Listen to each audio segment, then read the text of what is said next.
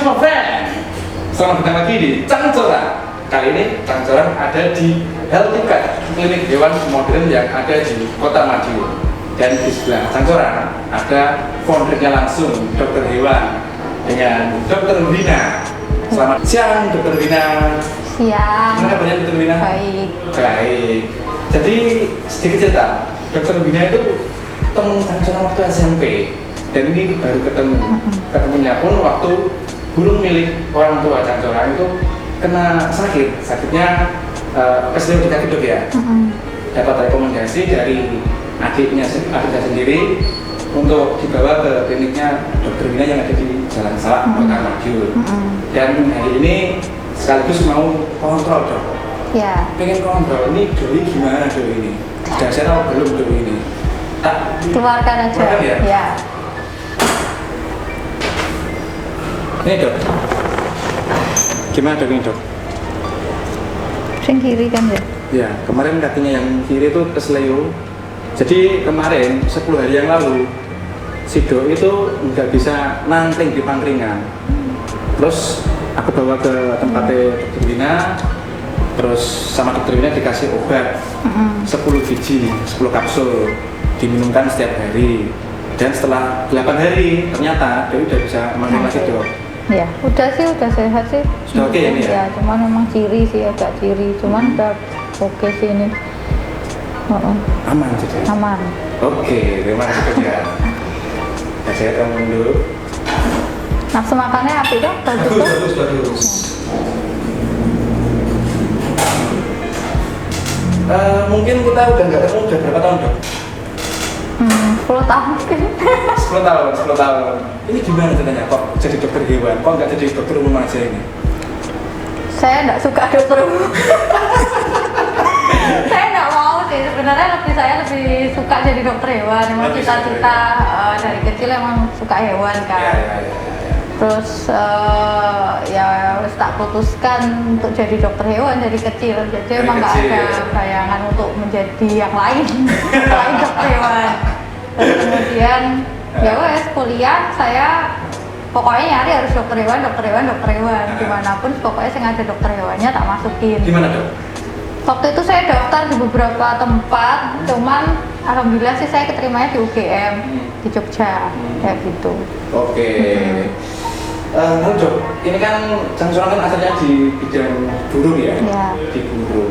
Itu ada nggak dok cara merawat dan menjaga kesehatan burung yang ditangkap di rumah? Selain dengan cara-cara yang misalkan bersihin kandang, rutin dimandikan, itu ada nggak cara-cara yang lain?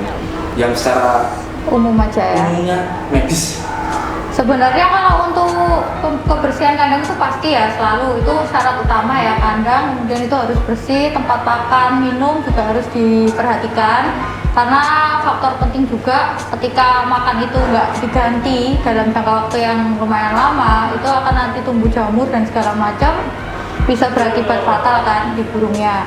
Biasanya yang sering nyerang sih jamur seperti aspergillus dan segala macam itu biasanya yang membuat burung tiba-tiba sesak napas kan akhirnya nggak ada atau sudden death biasanya. Jamur itu ya? Ya jamur. Itu dari faktor pakannya yang nggak ya salah berhenti. Satunya itu adalah faktor yang paling sering sih dari pakan yang memang kita males, yang penting makan dijoki tok tapi nggak dibersihkan itu bisa. Kemudian juga dari faktor kelembapan. Jadi selama membersihkan kandang juga kalau bisa tetap ya sanitasi itu diperhatikan, jadi dijemur, dijemur tapi tetap nggak boleh langsung kena matahari langsung. Jadi harus ada tempat teduhan juga. Terus kemudian memandikan burung itu juga kalau bisa rutin, karena kan ada juga yang bisa memacu untuk kalau salah satu jenis yang berkicau ya itu kan juga bisa memacu salah satunya untuk rajin dimandikan. Tapi tetap ya harus diperhatikan mandikannya nggak sering banget ya, paling 2 kali sehari ya kayak gitu. Oke. Ya yang penting sih kebersihan sih lebih kebersihan. Ini nggak apa-apa ya lewat ya. Oh nggak apa-apa, kan masih klinik. Ya soalnya obatnya di dalam sih. Obatnya ada di dalam. Ya. Lalu dok, gimana sih kita tahu kalau burung kita itu bisa dikatakan sakit? misalkan dari ciri-cirinya yang sering saya lihat kan dari pupnya kotorannya itu encer itu kira-kira sakitnya apa? Terus ada nggak cara penanganan yang cepat gitu di rumah? tepat.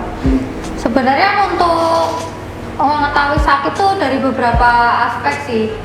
Biasanya dari mata bisa kelihatan juga ya, selain kita ke kotoran. Dari mata dilihat berair atau enggak. Biasanya ada yang memang kendalanya di burung rata-rata itu berair, kemudian bengkak, snot, bengkak, kemudian apakah ada kotoran mata yang warnanya kayak kehijauan dan segala macam, atau bahkan ada titik atau selaput, itu kita bisa perhatikan di situ. Terus kemudian selain dari mata, bisa juga kita lihat dia sakit atau enggak dari bulu. Oh, dari bulu ya?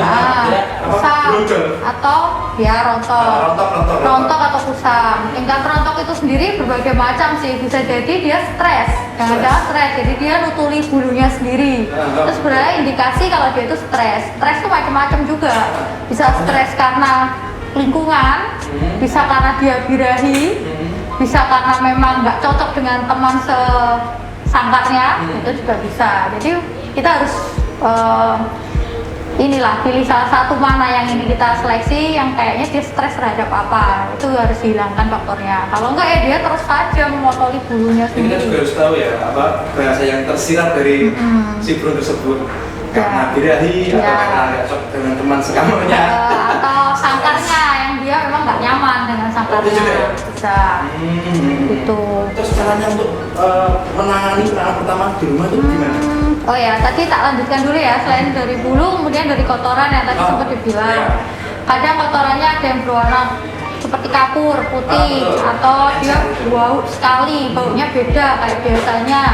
Terus kemudian selain dari kotoran mungkin dia nggak menangkring. Itu juga salah satu indikasi kalau burung itu memang ada masalah. Gitu ya. Kalau dari tadi kayak mata tadi, memang kalau mata itu agak susah ya pengobatan yang bisa dilakukan di rumah. Rata-rata kalau sakit atau kendalanya dari mata memang harus kita periksakan sih. Karena kayak misalnya itu memang snot, itu kan sangat menular ya. Cepat sekali juga nularnya, dan kalau nggak segera ditangani juga bisa kematian. Iya, betul. Terus kemudian kalau untuk stres mungkin yang bisa dilakukan di rumah ya itu tadi, harus tahu dia stresnya kenapa. Itu mungkin bisa ditangani sendiri. Terus kemudian kayak kotoran, lah kalau kotorannya itu lembek atau kapur atau bagaimana, itu sebenarnya ada yang bisa ditangani sendiri, ada juga yang memang harus dibawa ke vet atau ke dokter hewan. Jadi kita harus tahu, misal dia perubahan pakan.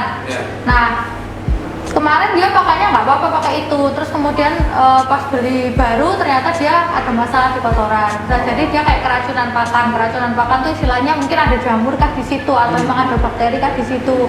Nah, kalau kayak gitu segera ganti pakan yang lain, dicoba dulu.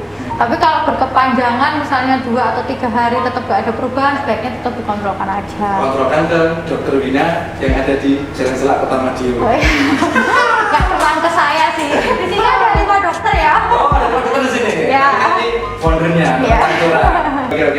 Oke.